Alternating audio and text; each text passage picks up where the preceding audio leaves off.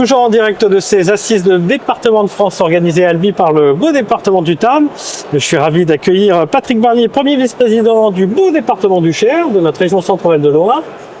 Cher monsieur, merci d'avoir accepté notre invitation.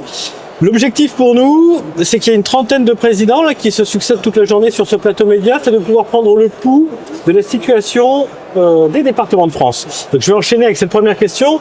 Ce matin, vous avez sans doute assisté au discours des uns et des autres. Dans quel état d'esprit vous abordez ces assises ? Nous sommes dans une période excessivement compliquée pour les départements. Alors, c'est pas la première année. Depuis plusieurs années, les départements disent leurs difficultés. C'est le cas de mon département, le département du Cher. Mais on sent bien que cette année, nous arrivons à une situation où nous sommes au bord de la rupture. Je crois que notre président a dit nous allons dans le mur. Et effectivement, c'est un état d'esprit, je dirais, d'inquiétude, et surtout d'inquiétude par rapport au contexte politique qu'on connaît tous, qui fait qu'on attend des annonces dans ces assises pour, je dirais, sauver les départements.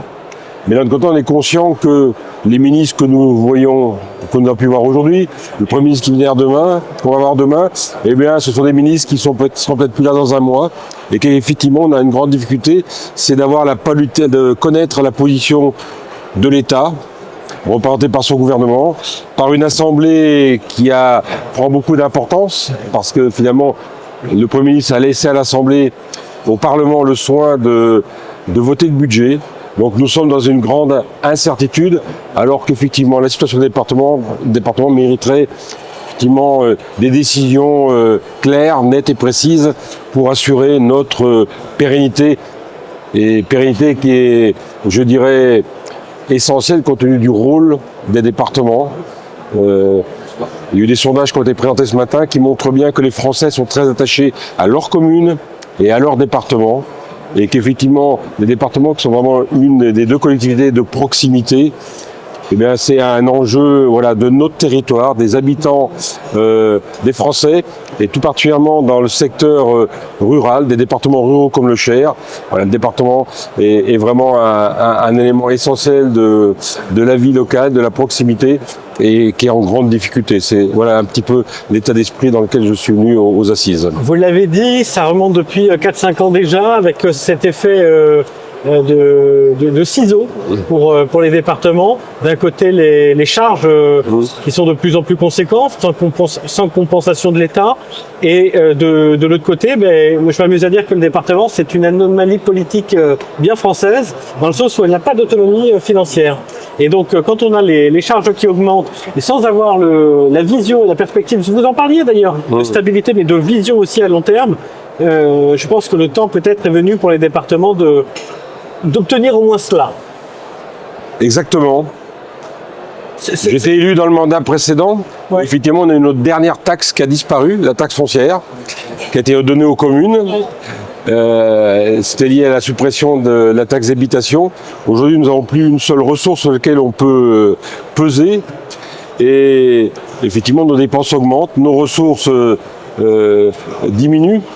Et une de nos ressources importantes, c'est la DMTO, les droits de mutation, qui avait augmenté un petit peu après le Covid et qui a profondément baissé l'année dernière, près de 30% de baisse.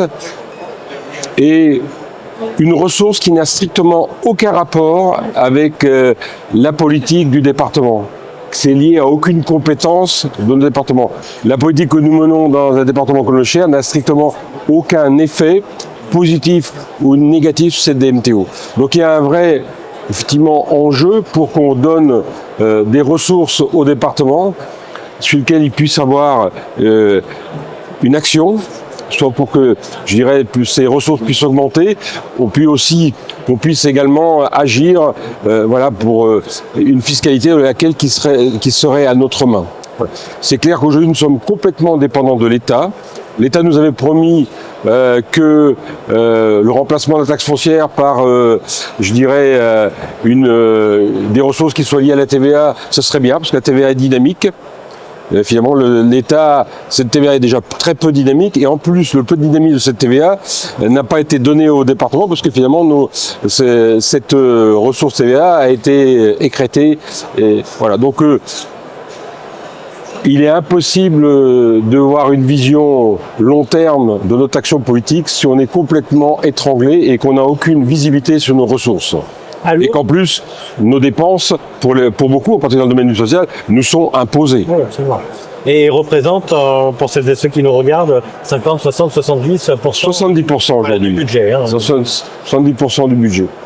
Et justement, là, pour clôturer cet entretien, à l'aube de 2026, qu'est-ce qu'on peut vous souhaiter, Patrick Barnier, pour le département du Cher?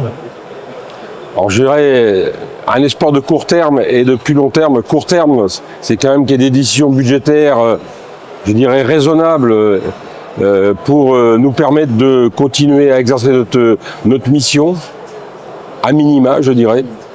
Mais j'espère aussi que dégagera un espoir plus long terme. Je pense que ce sera un peu les enjeux peut-être des prochaines échéances électorales, mais là je pense plutôt à la présidentielle, où effectivement on nous parle d'un nouvel acte de décentralisation. Je pense que ce moment démocratique sera celui qui devra permettre de faire émerger une politique de décentralisation absolument nécessaire, où on donne vraiment l'autonomie à nos collectivités territoriales. Merci Patrick Barnier d'avoir accepté de répondre à nos questions et je vous souhaite de bonnes assises. Merci, c'est gentil. Merci.